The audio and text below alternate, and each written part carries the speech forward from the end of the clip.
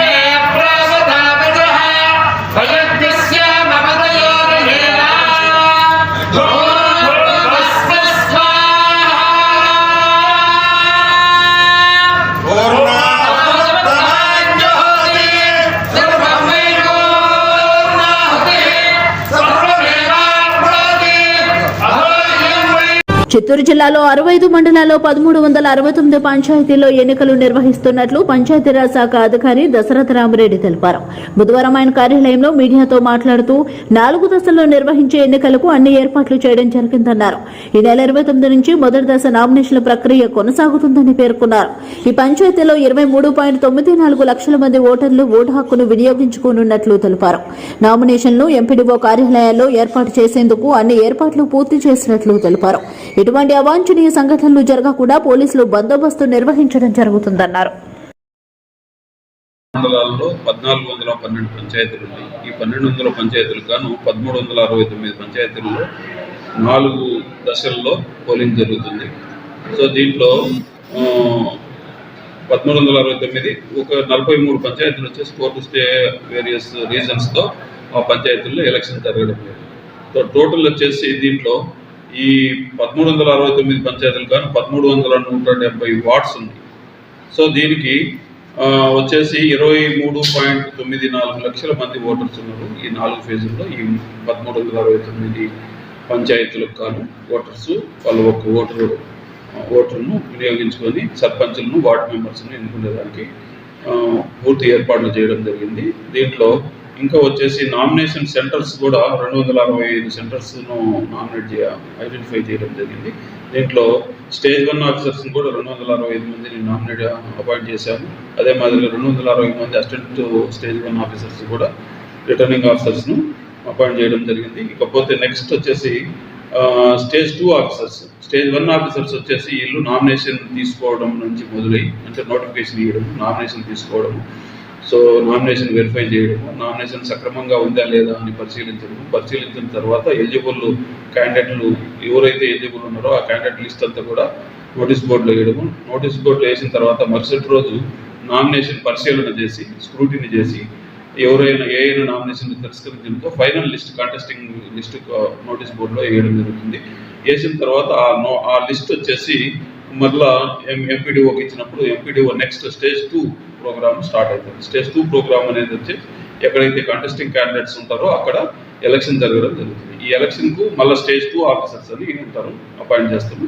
So ఆ stage 2 officers duty ఏంటంటే election conduct చేయడము, పోతే ఓటింగ్ అయిపోయిన తర్వాత కౌంటింగ్ చేయడము, పోతే కౌంటింగ్ చేసి వాళ్ళను అంటే ఎలక్ట్ అయిన మెంబర్స్ను ధృవీకరించి ప్రకటించడము, వారికి ఎలక్ట్ అయినట్టు సర్టిఫికేట్ ఇవ్వడం, ఇదంతా కూడా స్టేజ్ 2 ఆఫీసర్స్ చూసుకుంటారు. సో వీరికి ఈ స్టేజ్ 2 ఆఫీసర్స్కి ఏం చేస్తారంటే ప్రతి పంచాయతీలో కూడా వాళ్ళ వార్డును బట్టి వార్డుకు ఒక పోలింగ్ స్టేషన్ ఉంటుంది. సో ఆ పోలింగ్ స్టేషన్లో ఏముంటుందంటే ఒక బాక్స్లో రెండు ఓట్లు వేయాల్సి ఉంటుంది. అంటే ఆ పంచాయతీలో సర్పంచ్ వార్డు మెంబర్ రెండు కూడా ఎలక్షన్ జరుగుతున్నాయంటే ఒక ఓటు వచ్చేసి సర్పంచ్కి వేయాల్సి ఉంటుంది, ఒక ఓటు వచ్చేసి వార్డు మెంబర్కి వేయాల్సి ఉంటుంది. సర్పంచ్ది వచ్చేసి పింక్ కలర్ ఉంటుంది, వార్డుది వచ్చేసి వైట్ కలర్ ఉంటుంది. సో ఈ రెండు ఓట్లు కూడా దాంట్లో ఒకటే బాక్స్లో వేయడం జరుగుతుంది. అంటే ఉజ్జాయింపుగా ఒక పంచాయతీలో 10 నుంచి 15 లేకుంటే 20 వార్డులు కూడా ఉండొచ్చు. సో ఆ వార్డులలో ఒక్కొక్క వార్డుకి ఒక పోలింగ్ స్టేషన్ ఉంటుంది కాబట్టి ఇవన్నీ కలిపి సో మొదటగా ఏంటంటే వైట్ పింక్ అంతా కూడా ఒకసారి ఒక కట్టలు కట్టేసి ఒక చోట చేరుస్తారు. వైట్ వచ్చేసి ఆ వార్డుకి సంబంధించిన అక్కడ ఏం చేసి అక్కడ ఆ వార్డు మెంబరు ఎలక్ట్ అయినాడా లేదా అని అక్కడనే ధృవీకరించేస్తారు. మళ్ళీ ఈ పింక్ ఏదైతే ఉన్నాయో అన్ని వార్డులలో నుంచి కలిపి తీసుకుని వచ్చేసి కౌంటింగ్ చేయడం జరుగుతుంది. కౌంట్ చేసిన తర్వాత ఇవన్నీ కూడా ఎవరైతే విన్ అవుతారో వాళ్ళ పేర్లు కాంటెస్ట్లో అంటే వాళ్ళు విన్ అయ్యారో వాళ్ళని అనౌన్స్ చేయడం, అక్కడ అంటించిన తర్వాత వాళ్ళకి ధృవీకరణ పత్రం కూడా ఇవ్వడం జరుగుతుంది. ఇది వచ్చేసి మొత్తం ప్రాసెస్. ఈ ప్రాసెస్ కాను మొత్తము మనకు స్టేజ్ 1 ఆఫీసర్స్ వచ్చేసి 354 మందిని ఐడెంటిఫై చేశాము. సో స్టేజ్ 2 ఆఫీసర్స్ వచ్చేసి 1640 మందిని ఆల్రెడీ ఐడెంటిఫై చేసుకొని పెట్టుకున్నాము. నెక్స్ట్ మొత్తం జిల్లా అందరికీ కలిపి నెక్స్ట్ వీళ్ళు కాకుండా వీళ్ళకు సహాయకం అంటే ఓటింగ్ జరిపేదానికి అంటే దీంట్లో స్టేజ్ 2 ఆఫీసర్స్ వచ్చేసి ఓవరాల్గా అక్కడ ఉన్నటువంటి 10 నుంచి 15 వార్డుల్లో జరుగుతున్నటువంటి ఎలక్షన్ ప్రాసెస్ను మానిటర్ చేసేదానికి అతనికి అధికారం ఉంటుంది. పోతే ఎక్కడైతే లోపల పోలింగ్ స్టేషన్లో పీఓ ప్రిసైడింగ్ ఆఫీసర్ ఉంటారు, అతనికి సహకారంగా ఒక అదర్ పోలింగ్ ఆఫీసర్ ఉంటాడు. ఇంకా కూడా పోలింగ్ ఓట్స్ ఎక్కువైనప్పుడు రెండో పోలింగ్ ఆఫీసర్ కూడా ఉండేదనుకోండి, ఇంకా ఎక్కువైతే మూడో పోలింగ్ ఆఫీసర్ కూడా ఉంటుంది. ఇదంతా కూడా ఓటర్లు ఆ పోలింగ్ బూత్లో ఉన్నటువంటి ఓటర్లను బట్టి నిర్దేశం చేయడం జరుగుతుంది. ఈ విధంగా వీళ్ళను ఓపీఓస్ వచ్చేసి 14,654 మంది మనకు అవసరం ఉంటారు. సో ఈ 4 స్టేజ్ల్లో మనకు 4 ఫేజుల్లో జరిగే ఎలక్షన్కు అదే మాదిరిగా ఓపీఓస్ పిఓస్ 14,654, ఓపీఓస్ వచ్చేసి 30,774 మంది కావాలా. సో వీళ్ళు ఇంతమంది జనాలను అంటే మనకు స్టాఫ్ని కూడా మనము ఐడెంటిఫై చేసాం. అంటే టీచర్స్ కానీ లేకపోతే ఆఫీసులో పనిచేసేటువంటి స్టాఫ్ అందరినీ కూడా వినియోగించుకోవడం జరుగుతుంది. టోటల్గా ఇది నెక్స్ట్ దీన్ని 4 ఫేజుల్లో చేయడం జరుగుతుంటుంది. కాబట్టి ఫస్ట్ ఫేజ్ వచ్చేసి మనకు ఫస్ట్ నామినేషన్ 29/1/2021 రోజు నామినేషన్ స్వీకరించడం జరుగుతుంది. అప్పటి నుంచి 3 రోజుల వరకు అంటే 31/1/2021 అప్ టు 5 PM వరకు నామినేషన్ తీసుకోవడం జరుగుతుంది. పోతే నెక్స్ట్ వచ్చేసి 1వ తారీఖున స్క్రూటినీ చేసి నామినేషన్ స్క్రూటినీ చేస్తారు. సో మళ్ళా 2వ తారీఖు వచ్చేసి ఎవరైనా ఏదైనా మా నామినేషన్ను అనవసరంగా అంటే ఏ విధమైనటువంటి కారణం లేకుండా తిరస్కరించినారు అని ఎవరికైనా అనుమానం వచ్చినప్పుడు అటువంటి పరిస్థితుల్లో వాళ్ళు వచ్చేసి ఆర్డీఓకు అప్పీల్ చేసుకోవాల్సింది ఉంటుంది. అది అప్పీలేట్ అథారిటీ వచ్చేసి ఆర్డీఓ గారు, కన్సర్న్ ఆర్డీఓ కానీ లేకపోతే సబ్ కలెక్టర్స్ కానీ ఎక్కడైతే ఎవరుంటే వాళ్ళకు అప్పీల్ చేసుకోవాలి. అది వచ్చేసి 2వ తారీఖు 2 ఫిబ్రవరి 2021 అప్ టు 5 PM వరకు కూడా వాళ్ళకు అప్పీల్ చేసుకునేదానికి అవకాశం ఉంటుంది. 3వ తారీఖున వచ్చేసి అప్పీల్ డిస్పోజల్ చేసేస్తారు. లాస్ట్ 4వ తారీఖున ఎవరైనా విత్డ్రా చేసుకోవాలంటే కూడా విత్డ్రా చేసుకోవచ్చు. 4 అయిపోయిన తర్వాత అదే రోజు 4వ తారీఖు ఆఫ్టర్ 3 PM అంటే కాంటెస్టింగ్ క్యాండిడేట్స్ అంటే వాళ్ళు ఎవరైతే ఉంటారో కాంటెస్ట్లో వాళ్ళందరూ ఈ లిస్ట్ కూడా బయట ప్రకటించడం జరుగుతుంది. వాళ్ళంతా కాంటెస్ట్లో ఉన్నట్టుగా గుర్తించి వాళ్ళకు తగినట్టుగా మేము ఏర్పాటు చేయడం జరుగుతుంది. ఇది కాకుండా మొత్తం ఏంటంటే ఇప్పటికే ఆల్రెడీ బ్యాలెట్ పేపర్స్ ప్రింట్ చేయడం జరిగింది. పోతే నెక్స్ట్ అక్కడికి నామినేషన్కి సంబంధించినటువంటి ఏర్పాట్లన్నీ చేయడం జరిగింది. పోతే దానికి సంబంధించినటువంటి బ్యాలెట్ బాక్స్ని కూడా ఏర్పాటు రెడీ చేసుకున్నాం. సో దానికి సంబంధించినటువంటి స్టాట్యూటరీ కవర్స్ కానీ నాన్ స్టాట్యూటరీ కవర్స్ కానీ ఇవన్నీ కూడా మనం స్టేజ్ 1 ఆఫీసర్స్కి ఈరోజు అంటే రేపు జరిగేటువంటి నామినేషన్ ప్రోగ్రామ్కు కావాల్సినటువంటి ఏర్పాట్లన్నీ కూడా చేయడం జరిగింది. ఇవి అన్నీ కూడా ఏర్పాట్లు చేసి కూడా ఉన్నాయి. ఆ 98 అంటే ఒక్కొక్క మండలానికి 4 నుంచి 5, కొన్ని చోట్ల అవకాశాలు బట్టి 6 సెంటర్లు, ఇవన్నీ కూడా ఒక్కొక్కసారి ఒకటే ప్లేస్లో కూడా అంటే వేరు బిల్డింగ్స్లో ఉంటాయి. అంటే ఒక మండల ఆఫీసులో ఉన్నప్పుడు వేరు ఆఫీసుల్లో సో ఈ నామినేషన్ కార్యక్రమం తీసుకుని జరుగుతుంటుంది. సో అదంతా కూడా రేపు రిటర్నింగ్ ఆఫీసర్ ఎవరైతే ఉంటారో స్టేజ్ 1 ఆఫీసర్ వారు నోటీస్ ద్వారా అక్కడ అంటించడం జరుగుతుంది. అంటే ఆ రోజు నుంచి నామినేషన్ స్వీకరణ స్టార్ట్ అవుతుంది. పలాని బిల్డింగ్ పలాని జాగాలో మేము నామినేషన్ తీసుకుంటాము.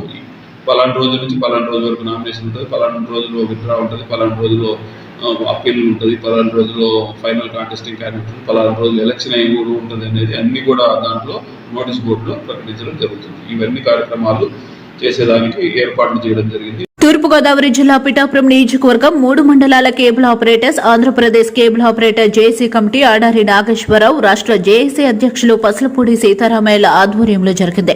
ఈ సందర్భంగా కొందరు ఆపరేటర్లు మాట్లాడుతూ జేఏసీ కార్యాచరణ చాలా బాగుందని, ఇప్పటి వరకు ఎన్ని యూనియన్లు వచ్చినా ఇటువంటి ప్రణాళిక లేదని, జేఏసీ కార్యాచరణతో తమకు మంచి జరుగుతుందనే నమ్మకం ఉందని తెలిపారు.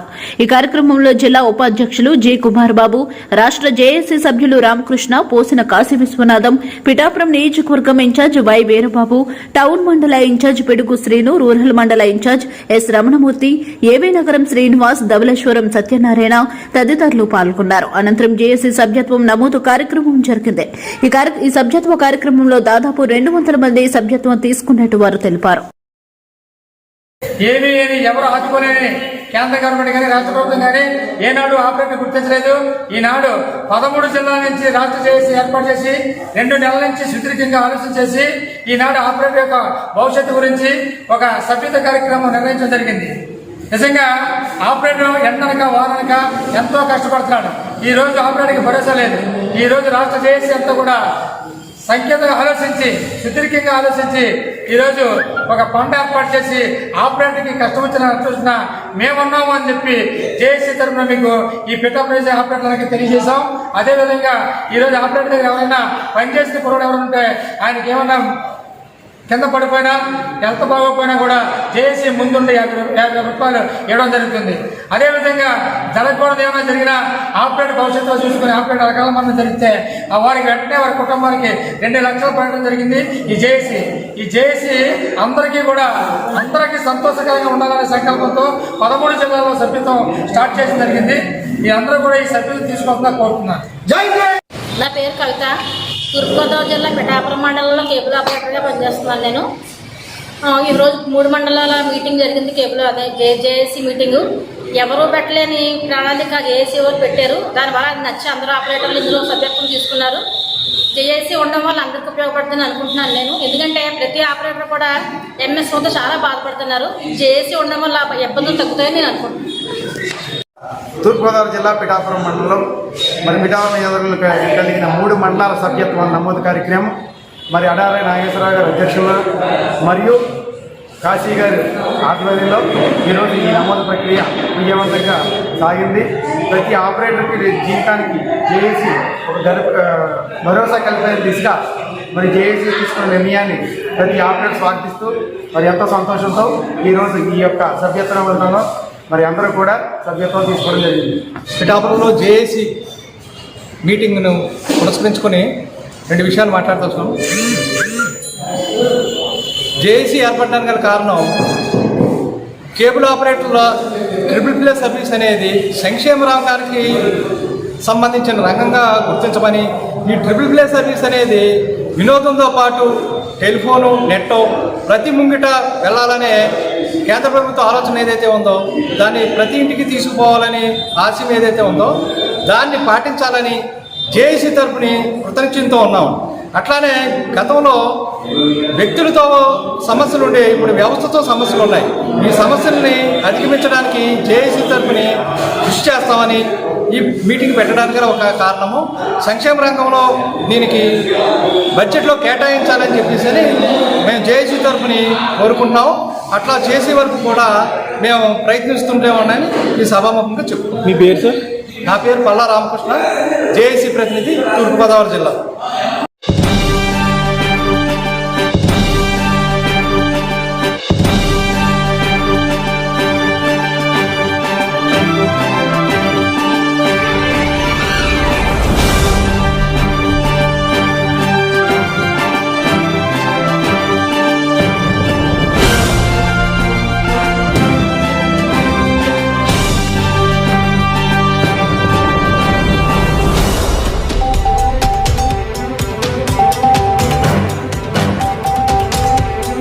ఈరోజు గౌరవ గవర్నర్ గారితో భారతీయ జనతా పార్టీ జనసేన పార్టీ నుంచి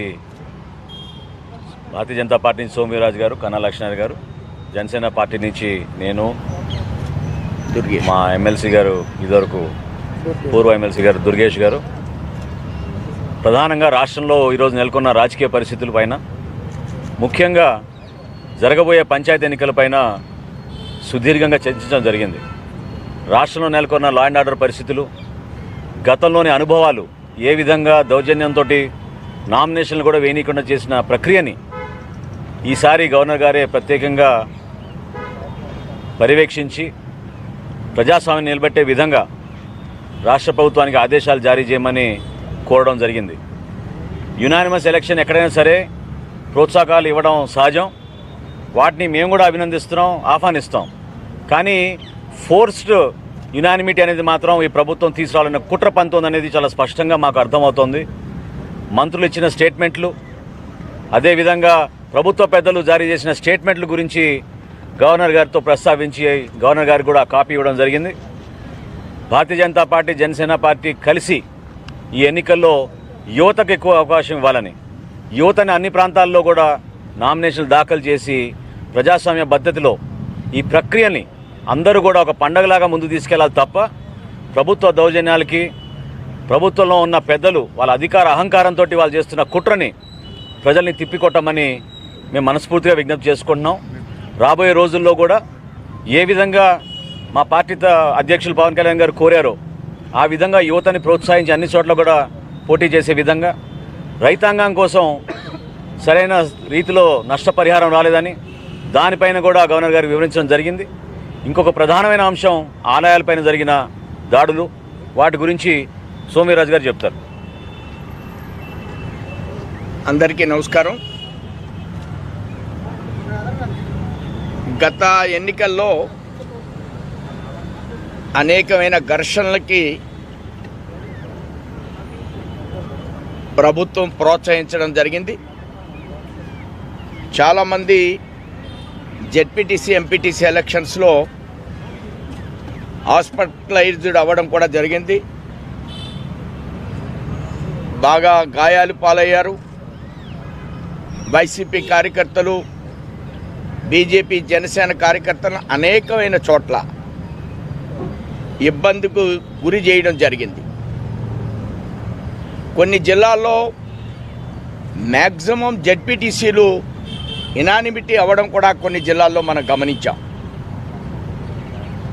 ఇలాంటి పరిస్థితులు ఈ ఎన్నికల్లో పునరావృతం కాకూడదు అనే ఆలోచనతో గవర్నర్ గారిని వేళ కలవడం జరిగింది.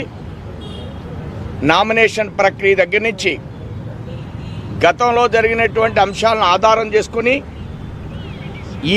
రేపటి నుంచి జరిగేటువంటి ఎన్నికల్లో ప్రభుత్వం సజావుగా వ్యవహరించే విధంగా డెమోక్రటిక్ సిస్టమ్ని ఫాలో అవ్వాలని, ఆ విధంగా ఆదేశించాలని, ప్రభుత్వాన్ని ఆదేశించాలని గవర్నర్ గారిని కోరడం జరిగింది. అదేవిధంగా టెంపుల్ ఇష్యూస్లో ప్రభుత్వం యొక్క వైఖరి, ఏ ఒక్క అంశాన్ని కూడా ఇప్పటి వరకు నాన్ సీరియస్గా ఉండడం, ముందు సిబిసిఐడిని వేయడం, మరలా సిట్టు వేయడం, సిట్టు కూడా ఇప్పటి వరకు ఏ విధంగానూ కూడా స్పందించడం కానీ, ఒక అంశంలో ముందుకు వెళ్ళడం కానీ మనం గమనించలేదు ఇప్పటి వరకు. దీనికి విరుద్ధంగా ప్రభుత్వం జాతీయత ఆధారంగా, హిందుత్వం ఆధారంగా వెళుతున్నటువంటి భారతీయ జనతా పార్టీని, మిత్రపక్ష కార్యకర్తల్ని కార్యక్రమాల్లో పాల్గొంటున్న సందర్భంలో వారి మీద కేసులు పెట్టడం, సోషల్ మీడియాలో సుప్రీంకోర్టు యాక్సెప్ట్ చేయనప్పటికీ కూడా ఈ ప్రభుత్వం కొత్త రాజ్యాంగాన్ని పుణికిపుచ్చుకుని కేసులు పెట్టే విధానం, వాళ్ళని భయకంపితులు చేసే విధానం, కార్యకర్తల్ని ఉభయ పార్టీలు కలిసి మేము పిలుపునిస్తున్న సందర్భంలో దేనికన్నా ఉద్యమానికి అందరినీ హౌస్ అరెస్టులు చేయడం, ఇక్కడ ప్రజాస్వామ్యం ప్రభుత్వంలో ఉందా అనే ఆలోచన నిర్మాణం చేయడం, ఒక రాజకీయ పక్షం మీద, జాతీయవాదంతో పనిచేస్తున్నటువంటి రాజకీయ పక్షం మీద ఈ గుడుల్లో దిమానుషంలో బీజేపీ పాత్ర ఉందని ప్రకటించే విధానం ఏదైతే ఉందో ఇది ప్రభుత్వం యొక్క నీతి బాహ్యమైనటువంటి చర్య. ఒకవైపున మతతత్వాన్ని అదే పార్టీ ప్రోత్సహిస్తుంది. వాళ్ళు చర్చలు కడుతున్నారు ప్రభుత్వ డబ్బుతో, ప్రజల డబ్బుతో. చర్చలు దేనికి కడుతున్నారు? చర్చ్ ఫాస్టర్ని జీతాలు దేనికి ఇస్తుంది ప్రభుత్వం? ఇవన్నీ గవర్నర్ గారికి చెప్పడం జరిగింది. శాలరీస్ ఇస్తుంటే వాడికి ఏం చేయమని చెప్తున్నారు జగన్మోహన్ రెడ్డి గారు? మతం మారమని చెప్తున్నారా? మతం మార్పించడానికి శాలరీస్ ఇస్తున్నారా? ప్రభుత్వం సమాధానం చెప్పాలి. మీరు దీని మీద పరిశీలన చేయాలని ఈవేళ గవర్నర్ గారిని మేము కోరడం జరిగింది. ఈ విధంగా కేసులు పెట్టే వెహికల్ కానీ, మిత్రపక్షాలని, మా ఉభయ పార్టీలని ఇబ్బందులు పెట్టి కార్యకర్తలను ఇబ్బంది పెడుతున్నటువంటి వైఖరి కానీ, వీటినన్నింటినీ కూడా మీరు దర్యాప్తు జరపాలి. ఈ ప్రభుత్వంతో ఒకసారి పిలిపించి మాట్లాడాలి. ఎలక్షన్లు సజావుగా జరిపించాలి. ఈ రెండు అంశాల మీద ఈవేళ మేము గవర్నర్ గారిని కలవడం జరిగింది. థ్యాంక్ యూ అండి. ఇంకొక ముఖ్య అంశం ఈ లోకల్ బాడీ ఎలక్షన్స్లో గవర్నర్ గారు మేము కోరింది ఏంటంటే, ఈ హై సెక్యూరిటీ జోన్స్ ఏరియాలో ఉన్న ప్రాంతాల్లో భయభ్రాంతులు చేస్తున్నారు, ఎవరిని నామినేషన్ వేయకుండా గురి చేస్తున్నారు. కాబట్టి ఉభయ పార్టీల నుంచి మేము గవర్నర్ గారికి మెమరాండం ఇచ్చింది, వీలైతే ఆన్లైన్ అప్లికేషన్ ఈ నామినేషన్ ప్రక్రియను తీసుకోమని ప్రభుత్వానికి, ఎస్ఈసి గారికి ఆదేశాలు జారీ చేస్తే బాగుంటుందనేది గవర్నర్ గారి దృష్టికి తీసుకెళ్ళాం. అదేవిధంగా కాస్ట్ సర్టిఫికెట్ల గురించి, నో డ్యూస్ సర్టిఫికెట్ గురించి రకరకాల పంచాయతీల్లో కావాలని ఇబ్బంది పెడుతున్నారని, ఇతర పార్టీకి సంబంధించిన కార్యకర్తలు ఎవరు కూడా నామినేషన్ వేయకూడదని వాలంటీర్ వ్యవస్థని ఉపయోగించి గ్రామాల్లో ఇంటింటికి తిప్పుతున్నారనేది స్పష్టంగా మా దగ్గర ఆధారాలు కూడా వచ్చినాయి. దాన్ని బేస్ చేసుకుని గవర్నర్ గారికి ఈ సమాచారం తీసుకెళ్ళి తప్పకుండా ఇది ఒక న్యాయబద్ధంగా, రాజకీయ పరంగా జరగాలి. ప్రజాస్వామ్యంలో ఇటువంటి ప్రక్రియని అందరం కూడా గర్వపడాలి తప్ప ప్రభుత్వం చేస్తున్న కుట్రని మనందరం కూడా ఖండించాలని ప్రభుత్వానికి కూడా, ఎలక్షన్ కమిషన్ కూడా మేము వారికి రిప్రజెంటేషన్ నిన్ననే పంపించడం జరిగింది. వారు సీరియస్గా థింక్ చేయాలి దీని మీద. దానికి అవకాశం ఉంటే వారి యొక్క పరిధి ఇది ఏం చేయాలనేది డిస్కషన్ చేయాలి. అవకాశం ఉందా లేదా అనే దాన్ని పరిశీలించాలి. అవసరమైతే గవర్నర్ గారి యొక్క సలహా తీసుకోవాలి. మేము ఆల్రెడీ ప్రభుత్వాన్ని డిమాండ్ చేశాం, ఎస్సీస్కి పూర్తి మద్దతు ఇవ్వండి. ఎన్నికలు సజావుగా జరిగే విషయంలో, సక్రమంగా నిర్వర్తించే విషయంలో అన్ని విధాలుగా కూడా ఎలక్షన్ కమిషన్కి ప్రభుత్వం సహాయ సహకారాలు అందించాలనేది బీజేపీ యొక్క డిమాండ్, జనసేన యొక్క డిమాండ్. సాంప్రదాయ పద్ధతిలో జ్యోతిష్యము, వాస్తు చూడబడ్డం మరియు ఇంటి ప్లానులు వేయబడ్డం. శ్రీ ఉమామహేశ్వర జ్యోతిర్నాలయం అర్చకులు శ్రీ ఉమామహేశ్వర దేవస్థానం, తేటగుంట, తుని మండలం, తూర్పుగోదావరి జిల్లా. సంప్రదించవలసిన సెల్ నంబర్ ఆకిళ్ళ కృష్ణమూర్తి 9666002176.